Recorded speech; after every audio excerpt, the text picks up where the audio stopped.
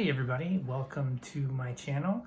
If you are here for the first time, this is Hayfro Sells. This is basically my journey as a reseller. I've been doing this for 12 years, 8 of which is full-time, and I'm pretty sure if you stick around long enough, you're going to learn some pretty cool stuff. Quick video because my wife and I are going to her sister's place tonight to do some dog sitting. Which I'm looking forward to because I lost my dog in January. So not a whole lot to report. A few sales today I wanna talk about. Some of these have already shipped. I sold a pin that I accepted an offer on for $10. Well, let's just say 14 shipped. Nothing special. Santa Monica, California, $14 shipped. And he was one of those customers who left me lengthy instructions on how to ship it. Never like that. I don't like to be told how to run my business. I don't know about you. And I often find out that those people are the ones those are the customers that cause you the most problem. This is adorable. This is Eevee Pokemon plush. This sold for $41. So this was a cool sale because, and I kind of thought it should have sold for higher, but you know, you take what you can get sometimes. And I knew what I had in it.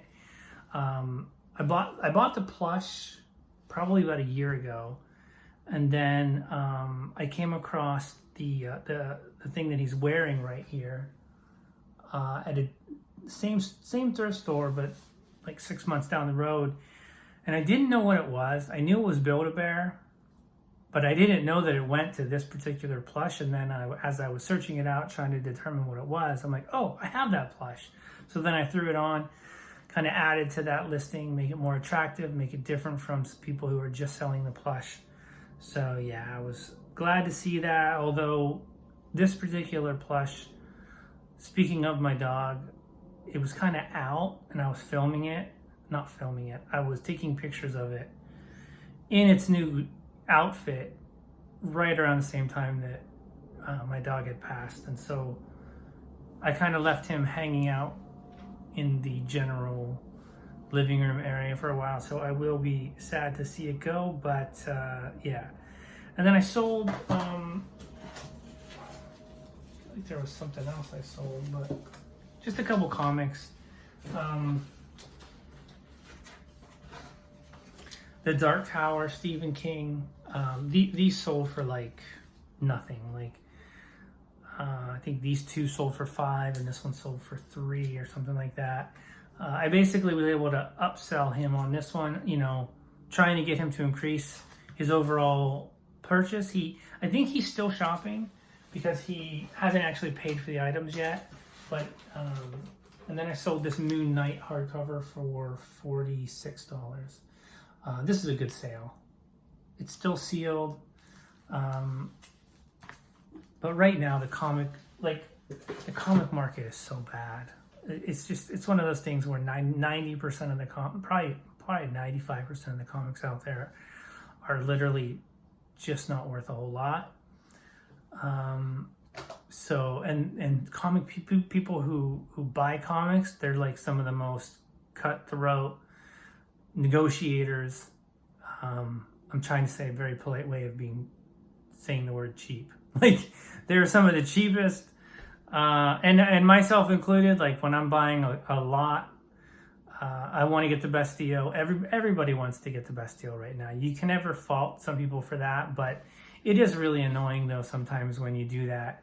You know, something is $9, they offer you $4, you counter at $7, they counter at $4.50. You know, like that kind of stuff is just, I don't know, leaves a bad taste in my mouth. I wanted to show you this, what I'm going to show you in a second, because it's going to be gone before I make another video. This is something that I picked up at the estate sales. If you've watched that video, like I think about a week ago, it's a statue. Now, so I'm at this garage sale, and I'm like looking around, and there wasn't a whole lot there. There were a few things. And then I saw this, and I asked the lady, I'm like, so what's the story behind this? You know, you should always get the story behind something that you're buying, because it can help you list it. It can help, you know, kind of just, you know, the person who's going to be buying that item off of you, they want that story, right? It helps sell the item. So I always like to know the history behind things. Now, she told me that it was her ex-husband, her husband had passed away. And then he had bought and brought it from Egypt. Now, I don't really believe that, because there was like a made in Canada sticker on the bottom of it. And so I was wondering if maybe, you know, I paid $5. Well, I paid $10 for this, a DVD, and something else that I can't remember. Yeah, I don't know. I bundled a few things together, but this was basically $5. And it's cool. And I was just like, you know, I get it home, and then like I'm looking it over. I didn't see that made in Canada sticker when I was at the garage sale. Sometimes you're just overwhelmed trying to just look around. And it was on the day where there were like 125 garage sales. It was like this neighborhood, citywide garage sale. I'm really embarrassed to say that I had 3 sheets of paper. We literally just finished 1 sheet. I guess I was way too ambitious when I was trying to make the map and the route and everything.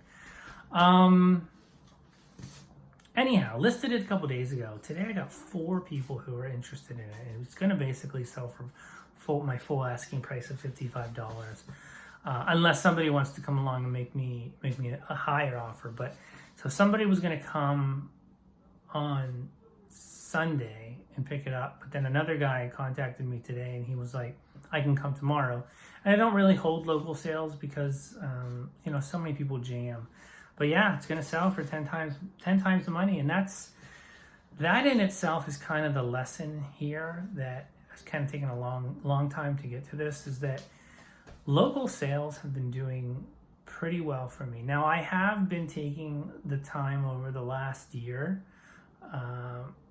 maybe a little less, trying to build an online presence, trying to make contacts, trying to you know, just create my own like database of people. Like, for example, I've got this one woman, anytime I get anything cats in, she wants, you know, another guy, anything skateboard, whatever. And the reason why these things are valuable is because it's like when you're outsourcing, you can go ahead and buy some things because you know that you already have a buyer in mind, right? Not only that, it's like, I love eBay. I love everything about it. I love being able to list anything. Well, not really anything. You used to be able to list anything. Now you almost got to be careful about some of the things that you list with all the Vero crap that I've experienced. So I guess I shouldn't say that, but I love the idea of eBay.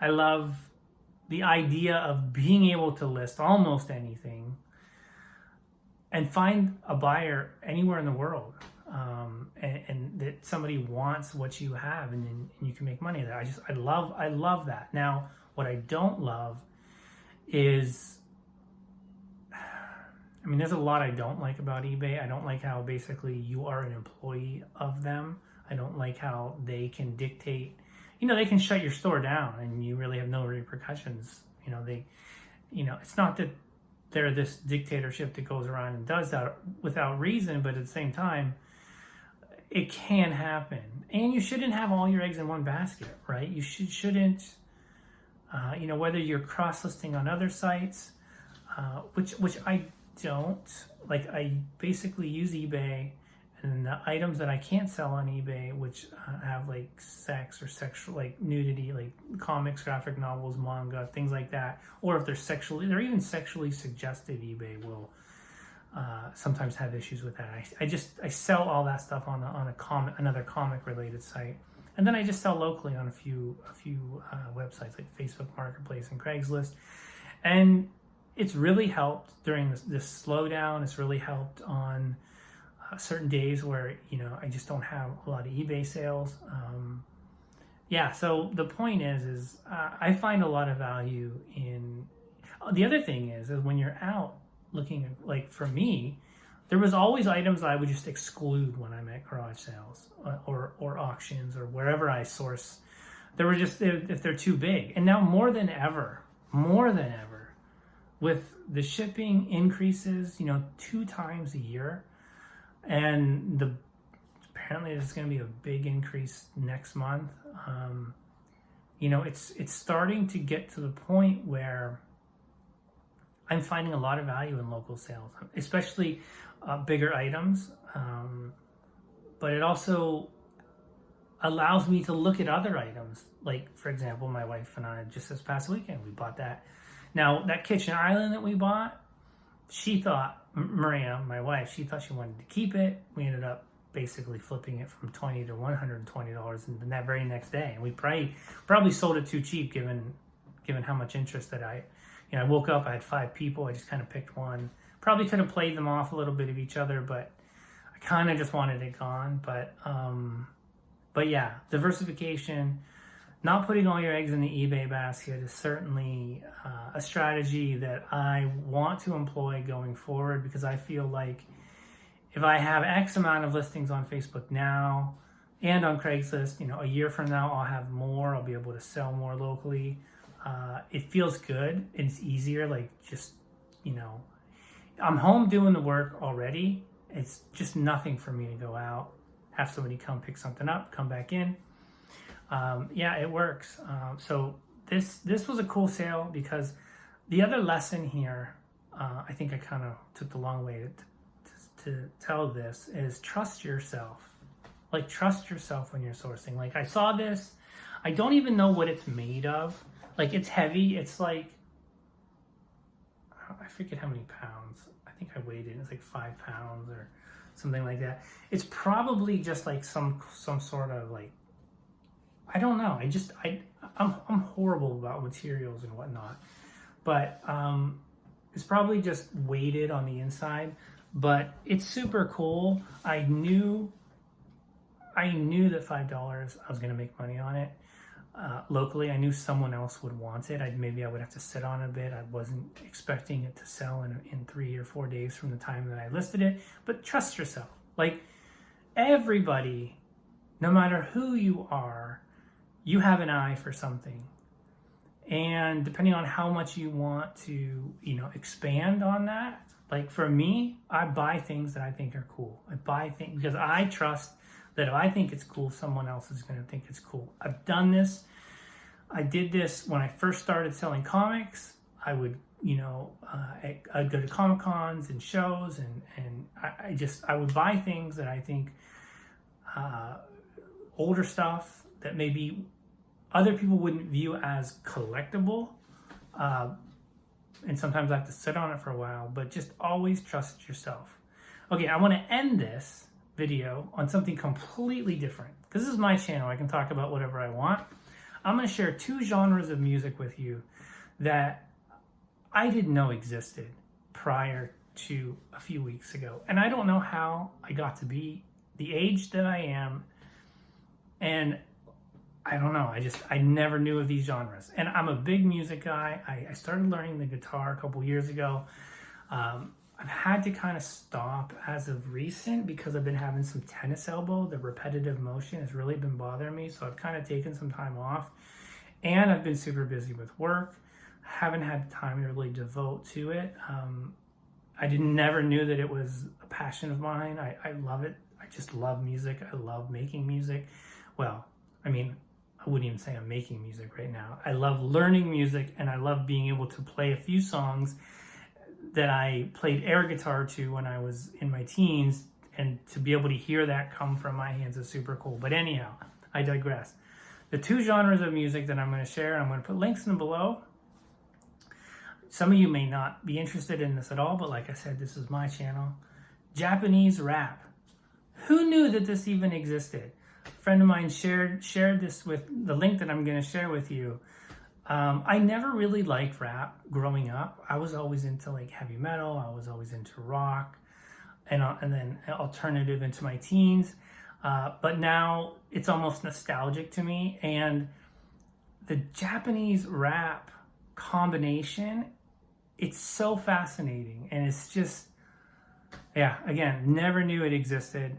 It's nice to be able to, sometimes you want to work, but you don't really want to be distracted by words or whatnot. It's great to be able to just put on, unless you speak Japanese. I don't. I just found it to be super fascinating. The other genre of music that I didn't know existed, and I just learned about this today, is psychedelic cumbia. Now, if you don't know what cumbia is, it's a Latin American style of folk music that has rhythmic beats, and I like that in itself. Like, I'm a big fan of Mexican music, Spanish music in general. I'm trying to learn Spanish myself, but the added element of psychedelic cumbia, oh my goodness, it is just like blowing my mind. Like, yeah, I can't wait to listen to that sometime in the future. But yeah, so I'm going to include a couple links if you guys want to check any of that out. I think it's super cool. Again, if I think it's super cool, I think someone out there in YouTube land is going to think it's super cool as well. So anyhow, have a great night. Stay positive in this crummy summer doldrums. I do see some other YouTubers, their sales are starting to pick up. You know, I just keep listing, keep fixing the errors that are in my store so I can do like some deleting and relisting. But before I do that, or deleting and sell similar, but before I kind of do that, I kind of need to get my store completely fixed, I guess is the best way to say it. And like I said, this is something that a long time coming, because I've just been listing forever. And I think that it was time to go back and kind of do a store cleanup. So anyhow, take care, have a good night. We'll talk to you soon.